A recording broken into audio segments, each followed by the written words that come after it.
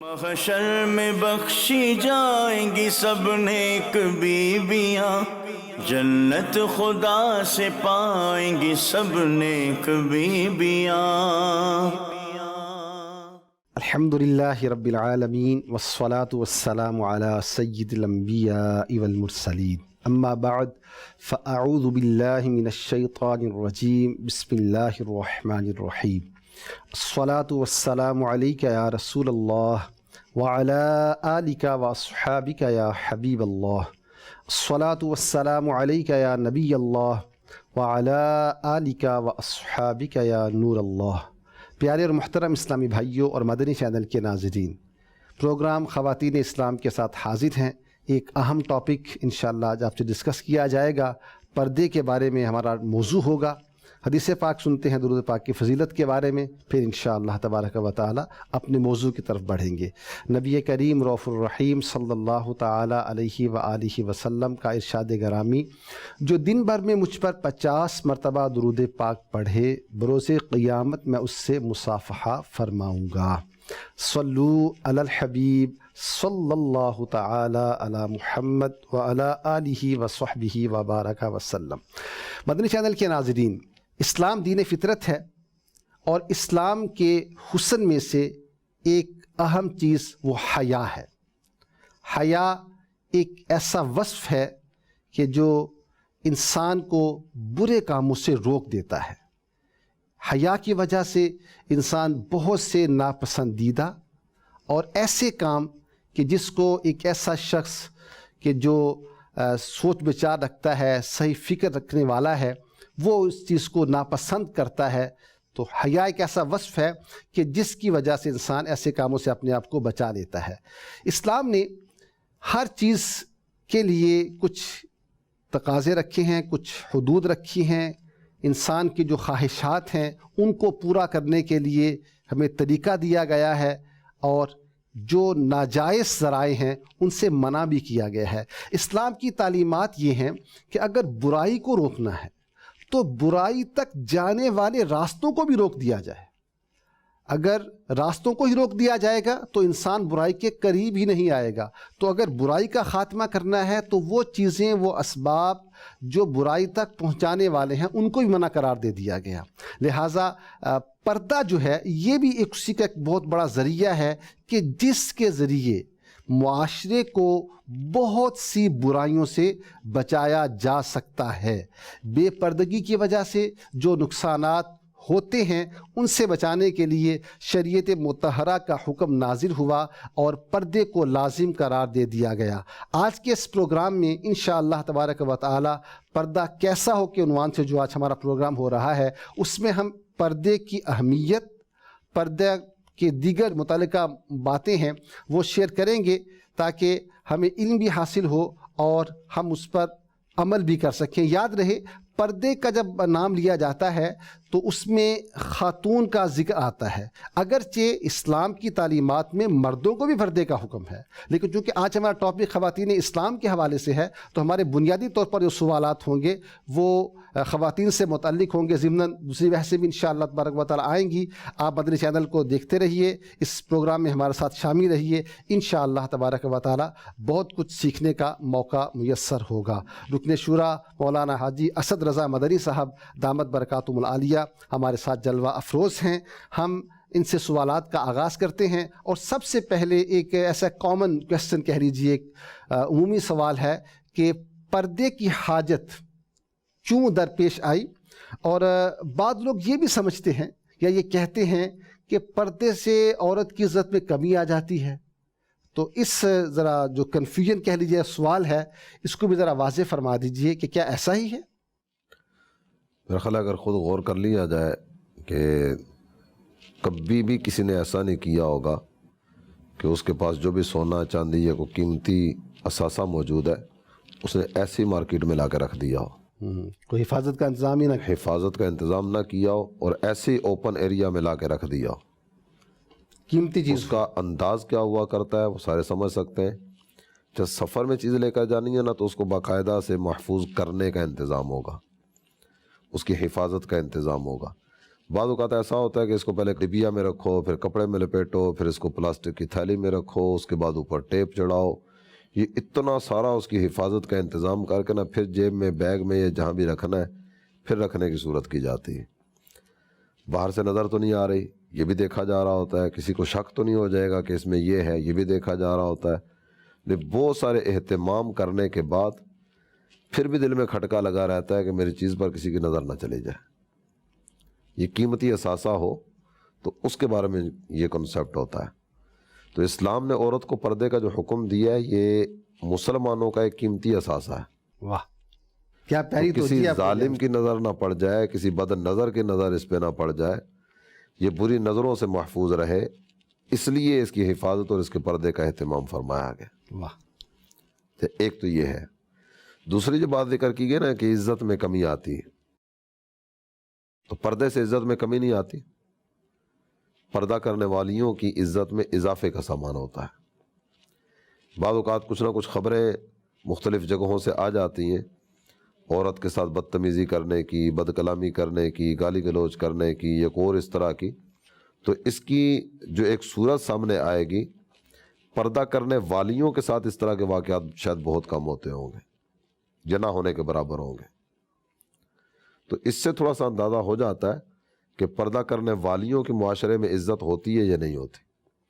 پردہ کرنے والیوں کے بارے میں عوامی تاثرات اور جذبات اور ان کی کیفیات کیا ہوتی ہیں وہ سب کے سامنے ہے۔ یہ شریف گھرانے کی لڑکی ہے، یہ شریف عورت ہے۔ اب شرارتی لوگ بھی ایسے سے ذرا کنارہ کشی کرتے ہوئے گزرتے ہوں گے۔ بالعموم کوئی با پردہ عورت جا رہی ہوتی ہے تو ایک اس کی عزت کی تقدس کا تصور آتا ہے، پاکیزگی کا تصور آتا ہے، اور وہ گندے خیالات بھی اس اعتبار سے نہیں آتے ہوں گے۔ ایک تو یوں بھی دیکھا جائے اور دوسرا یوں بھی کہ کچھ چیزیں ایسی ہوتی ہیں جن کو پردہ کروایا جاتا ہے، وہ پردے کے عنوان پر ہو یا کسی اور موضوع پر ہو یا کوئی بھی عنوان ہو۔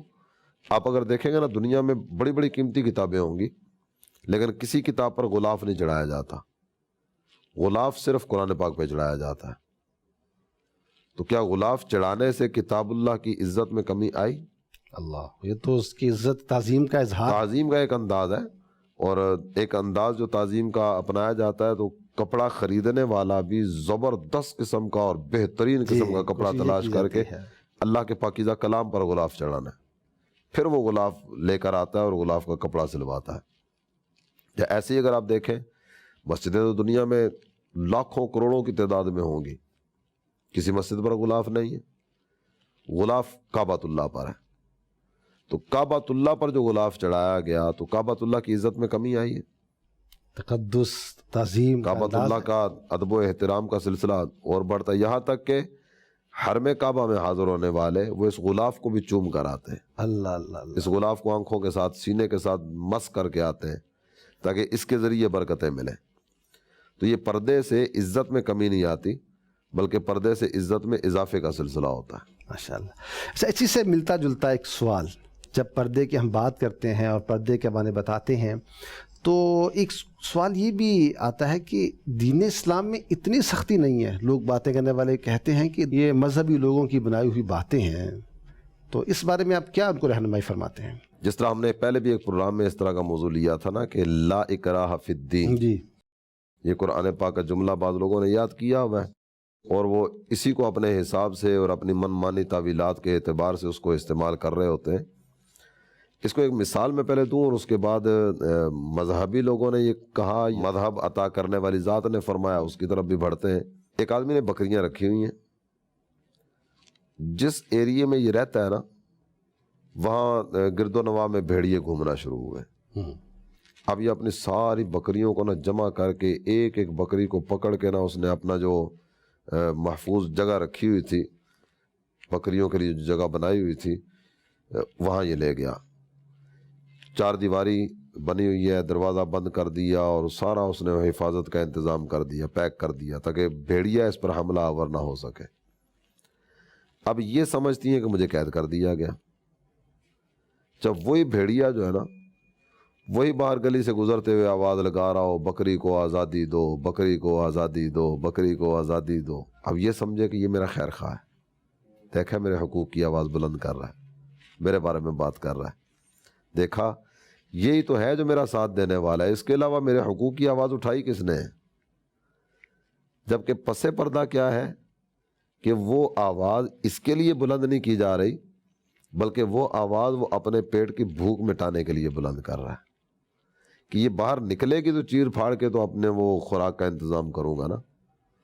تو یہ اسی کو اپنا خیر خواہ سمجھ بیٹھی اور یہ کہنے لگی کہ یہی تو ہے جو ہماری حقوق کی آواز بلند کرنے والا ہے. تو اس چیز کو تصور میں رکھا جائے کہ یہ آزادی کی آواز بلند کرنے والا، کہ آزادی تو عورت کو مل چکی، کو ہم باقاعدہ سے 2 پروگرام اس پہ کر چکے، عورت اسلام سے پہلے، عورت اسلام کے بعد. اسلام سے پہلے کیا تھا، اسلام کے بعد کیا تھا. نہیں، اسلام نے اگر یہ کہا جائے کہ کایا ہی پلٹ کے رکھ دی نا. پہلے یہ کس قسم پرسی کی زندگی بسر کر رہی تھی، روزانہ گھٹ گھٹ کے مرتی تھی اور ہر وقت ٹینشن والے ماحول میں تھی. اسلام نے تو وہاں سے آزادی دلوائی نا. تو جو آزادی اس کو ملنی تھی وہ آزادی اس کو دین اسلام نے عطا کر دی. اب دین اسلام یہ چاہتا ہے کہ کسی بد نظر کی نظر اس پر نہ پڑے، کو اپنی ہوس کا نشانہ بنانے کے لیے اس کی طرف نہ بڑھے، کو اپنے خیالات فاسدہ کی تسکین کے لیے اس کی عصمت کو، اس کی عزت کو تار تار کرنے کے لیے آگے نہ بڑھے. اس دشمن سے بچانے کے لیے اس کو پیک کر دیا گیا. اب وہ کہہ رہے کہ جناب اس کی آزادی کی صورت ہونی چاہیے، تو اس کو اختیارات ہونے چاہیے، تو یہ اپنی من مانی زندگی بسر کرے، تو اس کو اوپن ماحول دینا چاہیے. تو وہ اوپن ماحول اس کے لیے نہیں، وہی بھیڑیے والی صورتحال ہے. یہ اس کے لیے نہیں بلکہ وہ اپنی تسکین کا سامان کرنے کے لیے اس کی آزادی کی بات کر رہا ہے. اور دوسرا اگر دیکھا جائے کہ یہ کہنا کہ یہ مولویوں کا بنایا ہوا ہے، مذہبی لوگوں کا وضع کردہ ہے، اللہ نے تو منع نہیں کیا، تو ہم اللہ تعالیٰ جل جلالہ کے ارشادات ہی کی طرف بڑھتے ہیں. خالق کائنات جل جلالہ نے پارہ 22 سورہ احزاب کی آیت نمبر 33 میں ارشاد فرمایا، وَقَرْنَ فِي بُيُوتِكُنَّ وَلَا تَبَرَّجْنَ تَبَرُّجَ الْجَاهِلِيَّةِ الْأُولَى، اور اپنے گھروں میں ٹھہری رہو اور بے پردہ نہ رہو جیسے اگلی جاہلیت کی بے پردگی. تو یہ تو اللہ تعالیٰ فرما رہا ہے، اور اللہ کا فرمان اللہ کی بندیوں کے نام، اللہ کا فرمان اللہ تعالیٰ جل جلالہ کی بندیوں تک پہنچانے کا سلسلہ مدنی چینل کے ذریعے بھی ہو رہا ہے، اور اس سے پہلے بھی آیات مبارکہ سننے سنانے کی صورتیں چلتی رہتی ہیں. یعنی ایک مسلمان کے لیے جب قرآن کا حکم آ گیا، قرآن کا حکم آ گیا تو اس کے بعد تو چیپٹر کلوز ہے نا. اس میں 2 چیزیں ذکر فرمائی جا رہی ہیں، گھروں میں ٹھہری رہو، بے پردہ نہ رہو.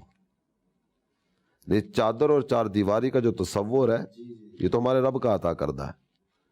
اللہ تعالیٰ جل جلالہ نے فرمایا، بعض اوقات ہوتا ہے نا، کیا ہم گھر میں بیٹھ جائیں؟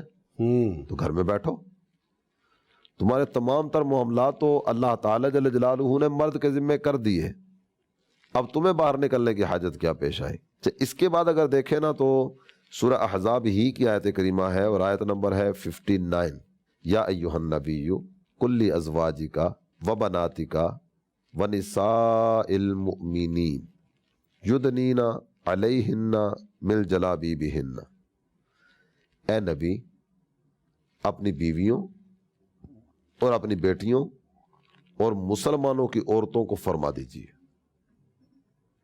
بیویوں کو بھی، بیٹیوں کو بھی، مسلمانوں کی عورتوں کو بھی. جی، اس میں اس ترتیب کو اگر سامنے رکھتے ہوئے دیکھا جائے نا تو ہماری خواتین، ہماری اسلامی بہنیں، ہماری مائیں، ہماری بہنیں، ہماری بیٹیاں کتنی عزت والی ہیں کہ اللہ تعالیٰ جل جلالہ نے جو حکم اپنے نبی کے گھر والوں کو فرمایا نا، وہی حکم ان کو دیا جا رہا ہے. سبحان اللہ، سبحان اللہ. یہ تصور بھی کتنا پاکیزہ ہے کہ ازواج نبی کے لیے، بنات نبی کے لیے جو حکم آیا تھا نا، وہی حکم ہمارے رب نے ہمیں دیے. وہ حکم کیا ہے؟ اپنی چادروں کا ایک حصہ اپنے منہ پر ڈالے رہیں. تو پردے کا حکم اس میں بھی دیا جا رہا ہے. اس میں اپنی ماؤں، بہنوں، بیٹیوں کی خدمت میں ایک گزارش یہ بھی پیش کروں گا کہ یہ جو حکم دیا گیا ہے نا، ازواج نبی کو فرمایا جا رہا ہے، بنات نبی کو فرمایا جا رہا ہے، سرکار کی بیویوں کو، سرکار کی بیٹیوں کو، اور مسلمانوں کی عورتوں کو. یہ جس دور میں آیت کریمہ نازل ہوئی ہے نا، اس دور کے مسلمان کس طرح کے تھے؟ صحبت مصطفیٰ سے فیض یافتہ، تقوی والے، پرہیزگاری والے، عفت والے، حیا والے، اور بے پردگی سے، بے حیائی سے، فحاشی سے، عریانی سے نفرت کرنے والے.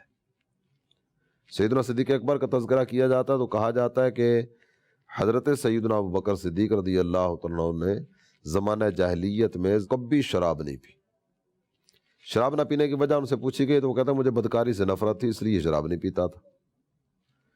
تو اس دور کی عورتوں کو یعنی آپ کہہ سکتے ہیں کہ سب سے بہترین عورتوں کو سب سے بہترین مردوں سے پردے کا فرمایا گیا. سب سے بہترین زمانے کے جو مرد تھے ان کو سبحان. سب سے بہترین عورتیں، سب سے بہترین زمانہ، سب سے بہترین مرد. تو سب سے بہترین عورتوں کو سب سے بہترین مردوں سے پردے کا فرمایا جا رہا ہے. تو آج کل یہ میرا بھائی ہے، یہ میری بہن ہے، تو وہ بھائی بہن سے ابتدا ہوتی ہے اور بعد میں بعض اوقات پھر آزمائش والی صورتیں بھی ہو جاتی ہیں. اسی طرح پارہ 22 سورہ احزاب ہی کی آیت نمبر 32 اس کا حصہ ہے فَلَا تَخْضَعْنَ بِالْقَوْلِ فَيَطْمَعَ الَّذِي فِي قَلْبِهِ مَرَضٌ وَقُلْنَ قَوْلًا مَعْرُوفًا. ایک ہے جسم کی حیات اور جسم کے دیگر معاملات وغیرہ. تو عورت کو پردے کا حکم اس لیے دیا گیا تاکہ یہ برے لوگوں کی بری نظروں سے بچے. اس کو مزید آگے جو احتیاط کا ایک حکم دیا گیا نا وہ یہ ہے کہ بات کرنے میں بھی ایسی نرمی نہ کرے کہ جس کے دل میں روگ ہو، جو دل کا مریض ہو، اس کا لگاؤ، اس کا میلان یا اس کا قلبی رجحان کا سلسلہ ہوتا ہے وہ اس کی طرف نہ ہو. تو جب اس کو بولنے میں بھی اتنی احتیاط فرمائی گئی ہے تو بقیہ معاملات میں کتنی احتیاط چاہیے ہوگی. تو ایک مسلمان عورت کے لیے جب قرآن و حدیث کا حکم آ جائے تو پھر اس کے بعد سمعنا و اطعنا ہی ہوتا ہے. الحمدللہ. وما كان لمؤمن ولا مؤمنة اذا قضى الله ورسوله امرا ان يكون لهم الخيار. مسلمان مومن مرد ہو یا عورت جب اللہ اور اس کے رسول کا حکم آ جائے تو انہیں اپنی ذات پر بھی ذرہ برابر کوئی اختیار باقی نہیں رہتا. ماشاءاللہ بہت اچھے انداز میں آپ نے اس بات کو واضح فرمایا کہ یہ کوئی سختی مذہبی لوگوں کی بنائی ہوئی نہیں ہے، یہ اللہ رسول کا حکم ہے. یہ سختی ہے بھی نہیں ہے جی، یہ سختی ہے بھی نہیں. یہ رات کے وقت آپ گھر سے باہر نکلتے ہیں، نہیں نکلنے کا سلسلہ اس ہوتا میں احتیاط کرنی پڑتی ہے. احتیاط ہوتی ہے.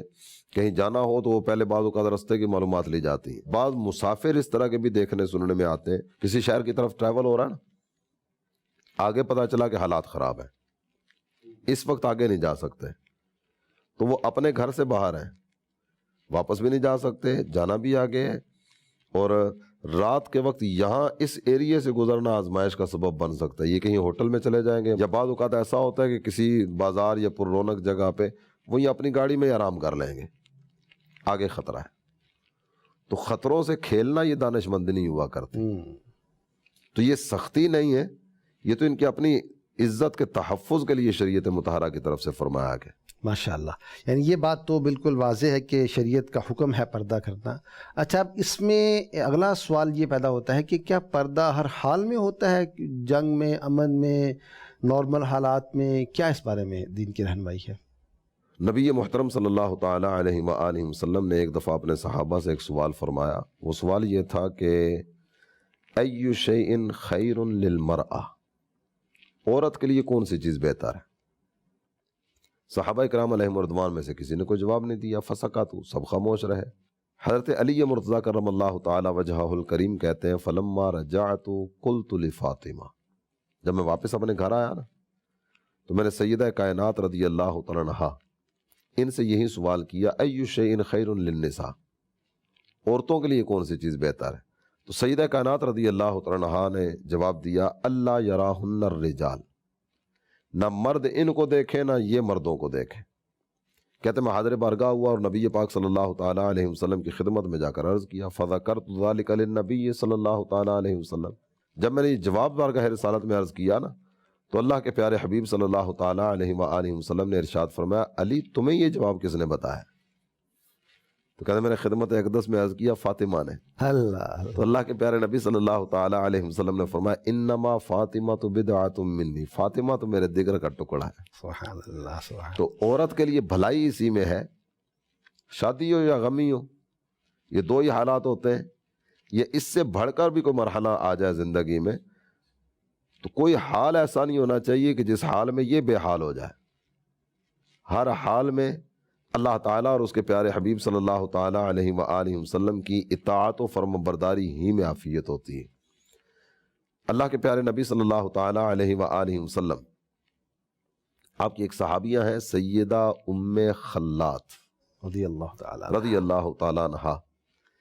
ان کا بیٹا میدان جنگ میں گیا، یہ اس کی معلومات لینے کے لیے نکلی۔ حاضر بارگاہ رسالت ہوتی ہیں، سرکار دو عالم صلی اللہ تعالیٰ علیہ وآلہ وسلم کی خدمت اقدس میں حاضر ہو کر اپنے بیٹے کے بارے میں معلوم کرتی ہیں۔ ان کے جو شہزادے ہیں وہ انتقال فرما چکے ہیں، شہید ہو چکے ہیں۔ فقال لها بعض اصحاب النبی صلی اللہ تعالیٰ علیہ وسلم جئتی تسألین عن ابنک وانت ملتقبۃ۔ کسی نے تعجب کا اظہار کیا اور سوال کرتے ہوئے کہا کہ آپ اس حال میں اپنے بیٹے کے بارے میں پوچھنے کے لیے آئی ہیں کہ پردہ کیا ہوا ہے۔ اب انہوں نے جو جواب دیا نا، وہ جواب ہماری آج کی اللہ مائیں بہنیں بیٹیاں اس کو سامنے رکھیں، اس پر غور کریں اور اس کے مطابق سوچ لیں۔ آپ نے جو جواب دیا نا وہ جواب بڑا شاندار تھا۔ اللہ اکبر۔ آپ کہنے لگے میرا بیٹا گیا ہے، حیا تو نہیں گئی، یعنی بیٹا جامع شہادت نوش کر چکا ہے۔ وہ زمانہ جاہلیت کے انداز ہوا کرتے تھے نا کہ دوپٹہ وہ پھاڑ دو تو بال کھلے کر لو اور جناب غریبان چاک ہو جائے اور لوہا مار گریا زاری اور یہ سلسلے، تو یہ تو زمانہ جاہلیت کے انداز ہے نا۔ کہہ لیں گے میرا بیٹا گیا ہے، حیا تھوڑی گئی ہے۔ واہ، یعنی غمی کے موقع پر بھی بے پردگی نہیں ہے۔ یہ ایک ایسا موقع ہے کہ جس موقع پر اگر یہ کہا جائے نا کہ عقل معاف ہو جاتی ہے اور ہوش بعض اوقات نہیں رہتا اور ایک عجیب و غریب سی کیفیت ہوتی ہے، اس کیفیت میں بھی انہوں نے پردے کا اہتمام رکھا۔ واقعی یہ بہت امپورٹنٹ بات ہے کہ جب بندہ کسی صدمے کی کیفیت میں ہوتا ہے تو سم ٹائم ایسی کیفیت ہو جاتی ہے، لیکن اس کے باوجود بھی اپنے آپ پر اس اعتبار سے کنٹرول کرنا اور پردے کا اہتمام کرنا۔ اور اس میں یہ بھی سیکھنے کو ملتا ہے، بعض اوقات میت وغیرہ کا معاملہ ہوتا ہے نا، تو اس میں پھر با پردہ خواتین بعض اوقات اس طرح کے معاملات ہو جاتے ہیں کہ گریا ازاری یا اس طرح بولنا اور بے پردگی وغیرہ کے معاملات ہو جانا، تو وہاں پر بھی بہرحال احتیاط کرنی چاہیے۔ جب آنکھوں سے آنسو کا جاری ہو جانا اس پہ تو اختیار نہیں ہوتا نا، لیکن بے صبری کے کلمات کہنا، وویلا کرنا، شور کرنا، نوحہ کرنا، تو اس کی تو اجازت کی صورت نہیں ہے۔ اچھا، اس میں ایک چیز کی طرف مزید اگر غور کیا جائے، آج اگر جائزہ لینا تقریباً مقامات پر کسی نے کوئی چیز سیل کرنی ہوتی ہے نا، تو وہ سیل کرنے کے لیے عورت کا سہارا لیتا ہے۔ اللہ جو بھی تشہیر وغیرہ کی صورتیں ہوتی ہیں، ایڈورٹائزمنٹ، اچھا اس کے لیے کیا کیا انداز اختیار کیے جاتے ہیں۔ کئی چیزیں اس طرح کی ہوتی ہیں کہ جن کا بال واسطہ بلا واسطہ کسی بھی صورت میں ان چیزوں کے استعمال کا عورتوں کے ساتھ تعلق ہی شاید نہیں ہوتا ہوگا، لیکن اس میں بھی یہ عورت کو بیچ میں لے کر آتے ہیں، تو اس کے بھی پس پردہ جو کچھ محسوس ہوتا ہے وہ شاید یہ ہوتا ہوگا کہ چلو اس کا چہرہ دیکھنے کے لیے قوم رکے گی اور اسی بہانے چلو اپنی جو پروڈکٹ وغیرہ ہے اس پہ بھی ان کی نظر چلی جائے گی، تو شاید یوں ہی کو سیل آؤٹ ہونے کا بہانہ بن جائے۔ تو اس کا سہارا لیا جا رہا ہوتا ہے اور یہ سمجھ رہی ہوتی ہے کہ میری تو تشہیر ہو رہی ہے، میں تو خود مشہور ہو رہی ہوں اور میرے لیے تو خود ترقی کے راستے کھلتے چلے جا رہے ہیں۔ تو اس میں میرا خیال ہے اس کو غور کرنا چاہیے کہ یہ ترقی کے زینے طے کرتی چلی جا رہی ہے یا تنزلی کے گڑھے میں گرتی چلی جا رہی ہے۔ عام طور پر کیا ہوتا ہے، ٹشو پہلے کس طرح سجا سنوار کے ڈبے میں پیک کر کے رکھا گیا ہوتا ہے، استعمال ہو گیا، استعمال ہونے کے بعد اب اس کا کیا نظارہ ہوتا ہے، استعمال کر کے بعض اوقات تو کوئی جگہ بھی نہیں دیکھی جاتی، ایسے پھینک دیا جاتا ہے۔ تو اس پر غور کرنا چاہیے۔ اللہ تعالیٰ جل جلالہ کی ذات رزاق ہے، بے شک رزق دینے کا وعدہ اس کریم نے اپنے ذمہ کرم پر لیا ہوا ہے۔ وَمَا مِن دَابَّةٍ فِي الْأَرْضِ إِلَّا عَلَى اللَّهِ رِزْقُهَا، رزق اللہ تعالیٰ نے اپنے ذمہ کرم پر لیا ہوا ہے۔ اور بعض روایتوں میں یہ مفہوم ملتا ہے کہ جتنا رزق کی بندے کو تلاش ہوتی ہے نا، اس سے کہیں زیادہ رزق جس کی طرف جانا ہے نا یہ اس کی تلاش میں ہوتا ہے۔ سبحان اللہ۔ جو میرے مقدر کا وہ مجھے مل کر رہے گا۔ لو توکلتم علی اللہ حق توکلہ لرزقکم کما یرزق الطیر، اگر تم اللہ تعالی جل جلالہ کی ذات پر توکل رکھو، تمہارا رب تمہیں ایسے روزی عطا فرمائے گا جیسے پرندوں کو عطا کرتا ہے۔ سبحان اللہ، سبحان اس کو اس اللہ۔ نظر میں بھی اگر دیکھا جائے ہو سکتا ہے کئی نظارے ہمارے ناظرین میں سے کسی کی نظر سے گزرے بھی ہوں. بعض اوقات ہوتا ہے جب بندے کا آخری وقت آتا ہے نا تو اس وقت عجیب و غریب کیفیت بھی بعض اوقات ہوتی ہے, بے ہوشی کے دورے بھی بعض اوقات پڑتے ہیں, بعض اوقات ایسی صورت ہوتی ہے کہ اس کا وہ دانت آپس میں جڑنے کا سلسلہ ہوتا ہے, اس کی خوراک دینے کی کوشش کی جا رہی ہوتی ہے, اب دانت جکڑے گئے, اب کوئی چیز حلق میں ٹپک نہیں رہی, تو اب اس کا انداز یہ ہوتا ہے کہ وہ منہ کھولنے کی کوشش کی جا رہی ہوتی ہے, ایک تھوڑی سے پکڑ رہا ہوتا ہے, ایک اوپر منہ کھولنے کی کوشش کر رہا ہوتا ہے, تیسرا چمچ سے اس کے حلق میں کچھ ٹپکا رہا ہوتا ہے. ویسے دیکھا جائے تو ویسے تو یہ محسوس ہوتا ہے کہ یہ اپنے مریض کے ساتھ خیر خواہی کی صورت کر رہے ہیں کہ چلو کوئی چیز حلق سے نیچے ٹپکے گی تو شاید جان میں جان آئے. لیکن اس کا دوسرا بھی ایک پہلو ہے, وہ یہ ہے کہ تیرا آخری وقت آ چکا ہے, یہ تیرے مقدر کا تھا, یہ لیے بغیر جا کیوں رہا ہے, یہ لے.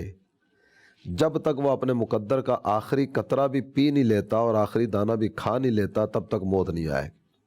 یہ منہ بند ہو چکا ہے نا, اب کھانے پینے کی تو کیفیت ہی نہیں ہے, بندہ بے ہوش ہے. لیکن بے ہوشی کے عالم میں بھی جو اس کے مقدر کا نا وہ جس کے حلق میں زبردستی ٹپکایا جا رہا ہے, اپنے مقدر کا لے پھر دنیا سے جانا. سبحان اللہ. تو جب کیفیتیں اس طرح کی ہوں کہ میرے مقدر کا مجھے مل کر ہی رہے گا تو مجھے کیا ضرورت ہے ناجائز ذرائع کی طرف بڑھنے کی یا ایسے انداز اپنانے کی جس کے اپنانے کی مجھے شریعت مطہرہ اجازت نہیں دیتی. جی محترم ناظرین, پردہ ہر حال میں ضروری ہے. اچھا, اس میں ایک اور سوال یہ کیا جاتا ہے, ٹھیک ہے آپ نے پردے کی اہمیت کو بیان کیا, پردے کے بارے میں فضائل بھی بیان کیے گئے, اس کی ضرورت بھی ہے اور سب کچھ ہے. اب یہ سوال یہ ہے کہ پردہ صرف عورتوں کے لیے کیوں ہے؟ اس کا کچھ تذکرہ تو میں نے پہلے کیا ہے, جس میں یہ عرض کیا گیا ہے کہ قیمتی چیزوں کو ہی محفوظ رکھنے کی صورت کی جاتی ہے.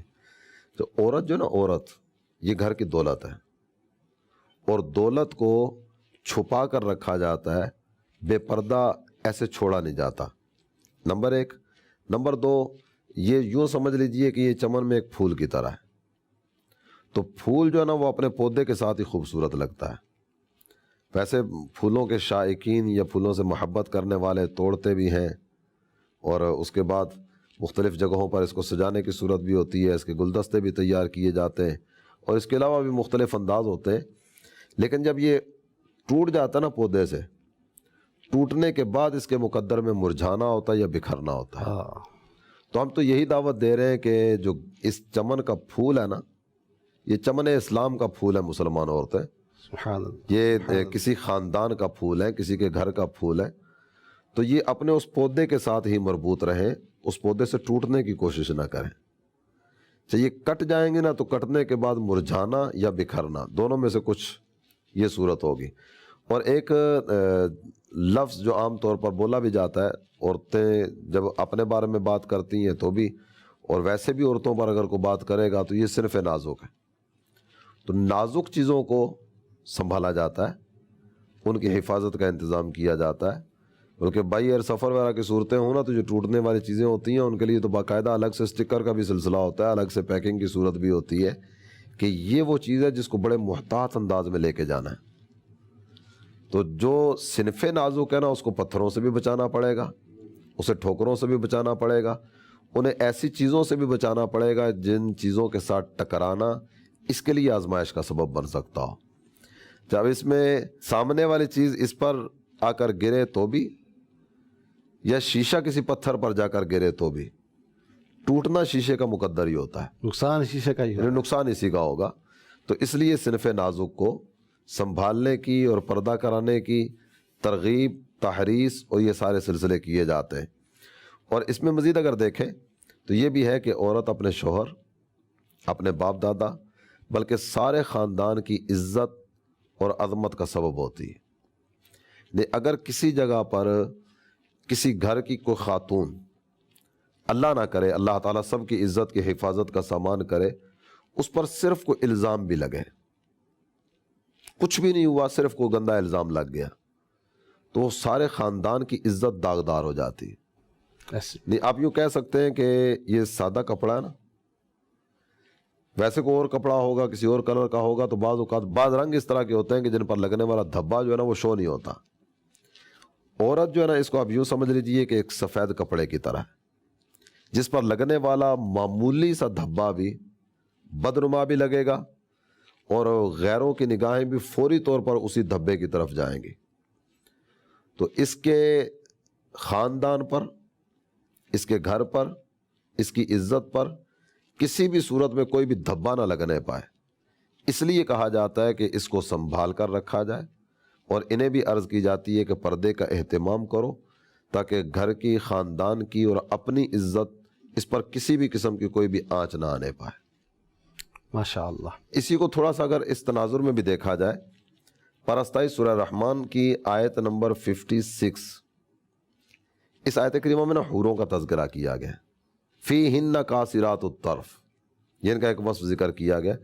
اچھا مزید اگر دیکھا جائے، لم یطمثہن انس قبلہم ولا جان، یہ حوروں کے اوصاف ذکر کیے گئے.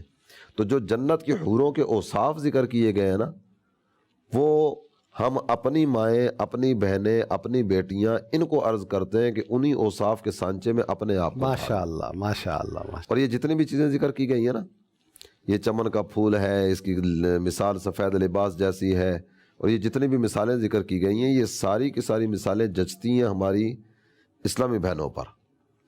اس لیے انہی کی خدمت میں عرض کیا جاتا ہے کہ آپ پردے کا اہتمام کریں. سبحان اللہ سبحان اللہ. ماشاء اللہ، بہت اچھے پیرائے میں آپ نے پردے کی امپورٹینس، اس کی ضرورت اور اس کے بارے میں کچھ سوالات کے جوابات ارشاد فرمائے. اچھا، جب ہم پردے کی بات کرتے ہیں اور بالخصوص صحابیات کے پردے کی بات کرتے ہیں، اس زمانے کے پردے کی بات کرتے ہیں، تو ذہن میں سیدہ کائنات، مخدومہ کائنات سیدتنا فاطمہ الزہرا رضی اللہ تعالی عنہا کے پردے کا ایک تصور بھی آتا ہے. ان کا پردہ ایک مثال کی حیثیت بن چکا ہے. تو آپ رضی اللہ تعالی عنہا کا پردے کے حوالے سے آپ کی شخصیت کا جو یہ پہلو ہے، اس کو بھی اگر آپ اس پروگرام میں شیئر کریں. خاتون جنت رضی اللہ تعالیٰ عنہا، اللہ کا فضل ہے کہ میں بار بار آپ کا ذکر خیر کرنے کی سعادت بھی حاصل ہو رہی ہے. اللہ تعالیٰ ان کی غلامی ہماری زندگی کا مقدر فرمایا. تعدم زیست اللہ تعالیٰ صحابہ اور اہل بیت کا ادب کرنے والوں میں ہمیں شامل آمین فرمائے. آمین آمین. آپ کی ذات مبارکہ کو پیش نظر رکھتے ہوئے تو ویسے بھی دعاؤں کا سلسلہ ہوتا ہے نا، یا اللہ ہماری مائیں، بہنیں، بیٹیاں، ان کو شرم و حیا کی دولت عطا فرما، اور خاتون جنت کے پردے کا صدقہ ان کو بھی نصیب فرما. خاتون جنت رضی اللہ تعالیٰ عنہا، آپ کی مبارک ذات کے بارے میں اگر دیکھا جائے نا، تو یوں تو کئی ایک چیزیں آپ کے پردے کے تعلق سے ذکر کی جا سکتی ہیں، لیکن دو چیزیں میں سامنے رکھنا چاہوں گا. ایک تو یہ کہ نبی محترم صلی اللہ تعالیٰ علیہ وآلہ وسلم کے دنیا سے تشریف لے جانے کے بعد آپ کبھی مسکرائی نہیں ہے. اللہ اکبر. غم مصطفیٰ والی کیفیت تھی، اور اس کیفیت ہی میں بعد والے جو ایام ہیں وہ آپ نے گزارے. آپ صرف ایک مرتبہ مسکرائی ہیں. سرکار دو عالم صلی اللہ تعالیٰ علیہ وآلہ وسلم کے وصال با کمال کے بعد ایک دفعہ مسکرائی ہیں. وہ مسکرانے کی وجہ کیا تھی کہ آپ کو ایک فکر ہوا کرتی تھی کہ دنیا میں تو میں نے پردے کا اہتمام کیا ہے، اللہ، کہیں ایسا نہ ہو کہ بعد وفات میرے چہرے پر، میرے جسم کے کسی حصے پر کسی اور کی نظر نہ پڑے. اللہ اللہ. آپ نے ایک موقع پر سیدتنا اسماء بنت امیس، ان سے اس حوالے سے اپنی تشویش کا اظہار کیا. تو سیدہ اسماء بنت امیس رضی اللہ تعالیٰ عنہا، انہوں نے سیدہ خاتون جنت کی خدمت میں یہ عرض کیا کہ میں نے حبشہ میں ایک انداز دیکھا ہے. وہ حبشہ والوں کا انداز یہ ہے کہ جنازے پر درخت کی شاخیں باندھ کر ایک ڈولی کسی صورت بنائی جاتی ہے، اس کے اندر جو ہے نا وہ میت کو رکھا جاتا ہے. یہ ایک ایسا انداز ہوتا ہے کہ جس میں پردہ دری نہیں ہوتی، اللہ، کسی اور کی نظر نہیں پڑتی. آپ نے ان کو ارشاد فرمایا کہ ٹھیک ہے، تم کھجور کی شاخیں لو اور اس کی نا وہ ڈولی تیار کرواؤ. وہ ڈولی تیار کروائی گئی، اس پر کپڑا تانا گیا. سیدہ کائنات نے جب اسے دیکھا نا، تو دیکھنے کے بعد آپ کو قلبی اطمینان ہوا کہ اب ایسی کیفیت ہے کہ دنیا سے جانے کے بعد بھی میرے چہرے پر کسی کی نظر نہیں پڑ سکتی. کفن میں لپٹی ہونے کے باوجود بھی کسی کی نظر مجھ پر نہیں پڑ سکے گی. اللہ اللہ. تو اس پر آپ نے اطمینان کا اظہار فرمایا اور اس کو دیکھ کر آپ مسکرائی تھی. تو یہ آپ کی تشویش تھی دنیا سے جانے کے بعد کی بھی. اللہ. اور اللہ تعالیٰ جل جلالہ کا کرم دیکھیے کہ خالق کائنات جل جلالہ نے ان کو کس انداز میں نوازا. مولا مشکل کشا علی المرتضیٰ کرم اللہ تعالیٰ وجہہ الکریم آپ راوی ہیں، کہتے ہیں اللہ کے پیارے نبی مکی مدنی صلی اللہ تعالی علیہ وآلہ وسلم نے ارشاد فرمایا، جب قیامت کا دن ہوگا ایک ندا کرنے والا ندا کرے گا، ایک اعلان کرنے والا اعلان کرے گا۔ وہ اعلان کیا ہوگا؟ اے اہل محشر اپنی نظروں کو جھکا لو۔ اللہ، یہ قیامت کے دن کی بات ہو رہی ہے۔ دنیا میں ظاہری زندگی میں بھی پردے کا اہتمام، دنیا سے جانے کے بعد بھی پردے کی طرف توجہ، اللہ، اور اللہ نے کس انداز میں نوازا، اے اہل محشر اپنی نظروں کو جھکا لو، فاطمہ بنت محمد پل صراط سے گزرنے والے۔ اللہ، جب آپ کی سواری تشریف لائے گی تو اہل محشر کو اعلان کر کے کہا جائے گا اپنی نظریں جھکاؤ۔ اللہ، یہ مقام و مرتبہ ہے سیدہ خاتون جنت کا۔ اللہ تعالیٰ انہی کا صدقہ ہماری ماؤں بہنوں بیٹیوں کو بھی شرم و حیا کی چادر نصیب فرمائے۔ ان کے گھر میں بے اجازت جبرائیل آتے نہیں، قدر والے جانتے ہیں عز و شان اہل بیت۔ یعنی کیا عظیم گھرانہ ہے اور کیا ان کی فتح آبی ہے کہ جن کا ذکر یوں کیا جا رہا ہے۔ سبحان اللہ، سبحان اللہ۔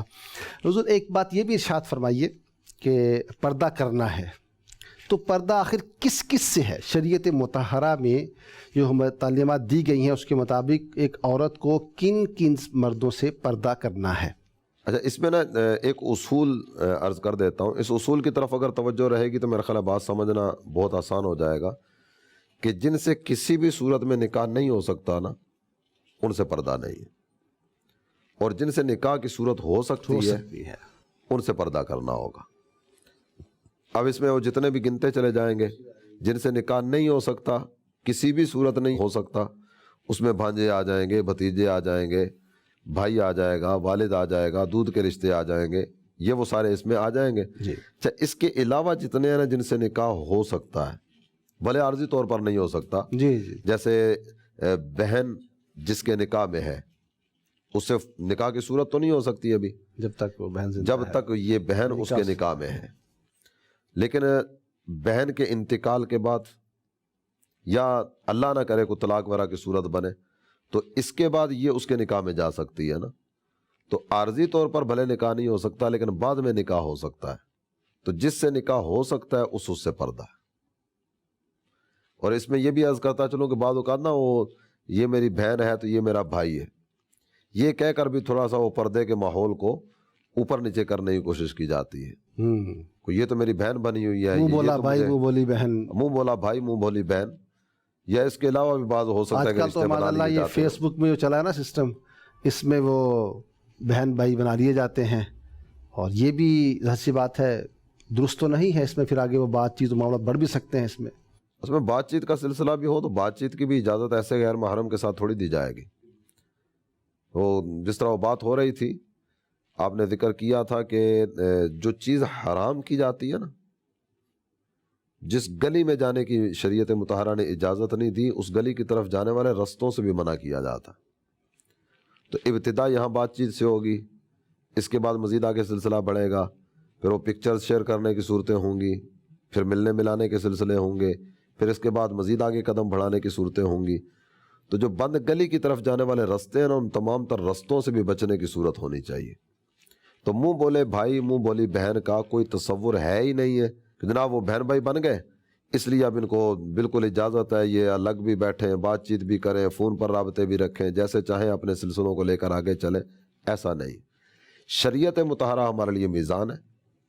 جہاں شریعت مطہرہ اجازت دیتی ہے وہاں جس حد تک اجازت دی جائے گی اس حد تک بڑھنے کا سلسلہ ہوگا، اور جہاں شریعت مطہرہ روک دے گی نا وہاں رک جانے ہی میں عافیت۔ بے شک۔ اور اس کو اختصار کے ساتھ اگر یوں کہا جائے کہ قدم اٹھانے سے پہلے سوچ لیا جائے کہ یہ قدم اٹھانے کی شریعت اجازت دیتی ہے، شریعت مطہرہ اجازت دیتی ہے نا تو اندھا دھند دوڑتے چلے جائیے، لیکن جہاں شریعت روک دیتی ہے نا وہاں ایک قدم اٹھانا بہت دور کی بات ہے، بال برابر بھی آگے بڑھنے کا تصور نہیں ہونا چاہیے، تصور بھی نہیں ہونا چاہیے۔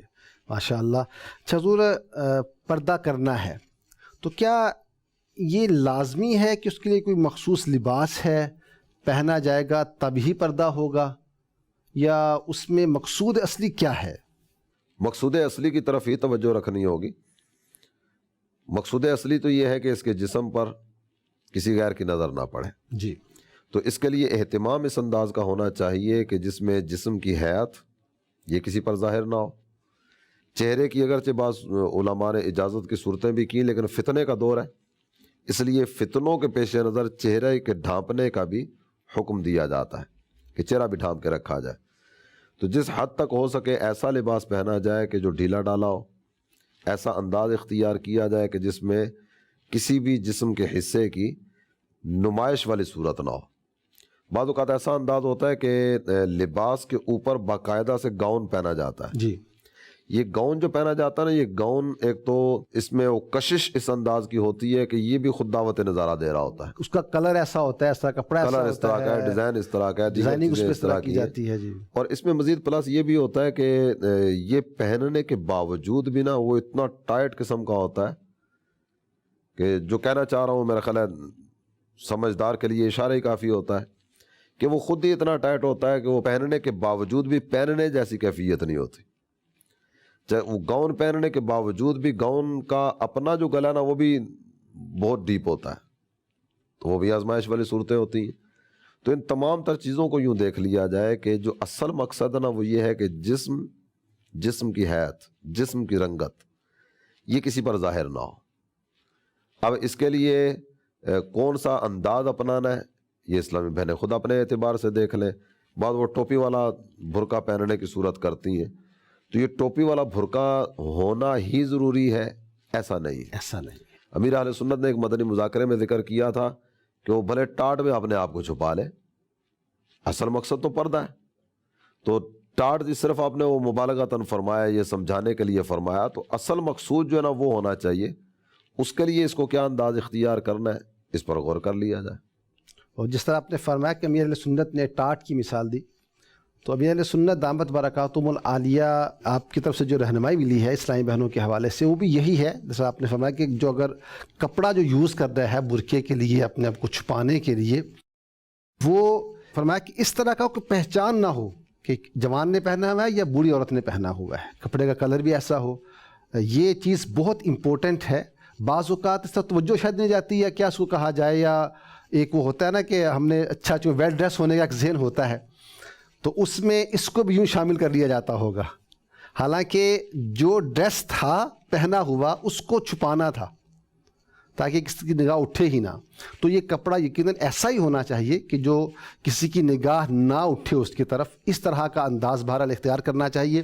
اس میں کوئی جیسے رکن شمار نے رہنمائی فرمائی کہ شریعت مطہرہ نے کوئی خاص قسم کا کوئی کپڑا اس کے لیے مخصوص نہیں کیا ہوا. جو بھی انداز بہرحال اختیار، یہ ضروری ہے کہ اپنے جسم کو چھپانا ہے، جسم کی حیت کو، جسم کے اعضاء جن کو چھپانے کا حکم ہے وہ ان کو چھپانا ہے. اصل مقصود یہ ہے وہ جو بھی پھر انداز اختیار کیا جا سکے اس کو لیا جائے اور اپنے پردے کا بہرحال خیال کرنا ہوگا. یہ آپ جو ذکر فرما رہے ہیں نا، سیدہ ام سلمہ ہم ایمان والوں کی مقدس ماں ہیں، تو یہ ارشاد فرماتی ہیں جب آیت کریمہ نازل ہوئی نا، یدنین علیہن من جلابیبہن، اپنی چادروں کا ایک حصہ اپنے منہ پر ڈالے رہیں.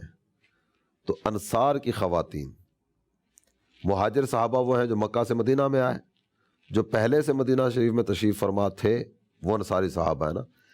انصار کی خواتین نے ایک انداز اپنایا کہ وہ جب گھر سے نکلتی تو گھر سے نکلتے وقت وہ سیاہ چادر سے خود کو چھپا کے نکلتی تھی. اور اس میں ذکر کیا گیا کہ ان کو دیکھ کر نا دور سے یوں لگتا تھا کہ گویا ان کے سروں پہ کوے بیٹھے ہوئے رنگت وغیرہ کی وجہ سے. تو ہمارے ہاں بھی غالب اکثریت خواتین کی جو برقع پہننے والی ہیں وہ کالے رنگ کا برقع پہنتی ہوں گی. تو اس میں ایک نیت یہ بھی ہو سکتی ہے کہ انصاری خواتین انہوں نے سیاہ رنگت کو اختیار کیا تھا تو ہم بھی یہی استعمال کریں. اور اس میں جو آپ نے ذکر کیا نا کہ رنگ اس طرح کا ہو جو اٹریکٹیو نہ ہو، تو وہ والی صورت اس میں بھی آ جائے. بلیک کا اس طرح کا، بلیک میں وہ والی صورت نہیں رہے گی کہ اندر جوان یا بوڑھی. آج الحمدللہ ہم نے پردے کے اہم موضوع کے بارے میں گفتگو کی. بہت سے معاملات آپ سے شیئر کیے گئے، کچھ چیزیں ہمارے سامنے کلیئر ہوئیں کہ پردہ کیوں ضروری ہے، پردے کی اہمیت کیا ہے، پردہ کیسے ہونا چاہیے، پردہ کس سے ہونا چاہیے.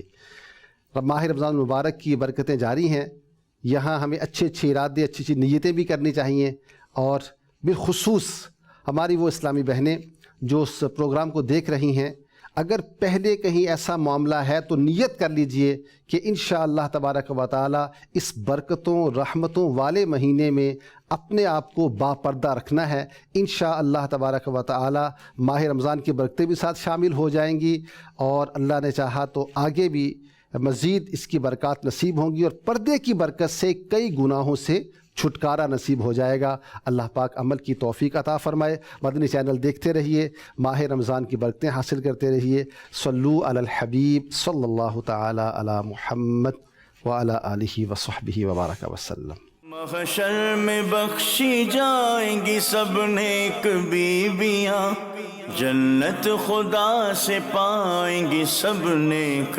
بیویاں۔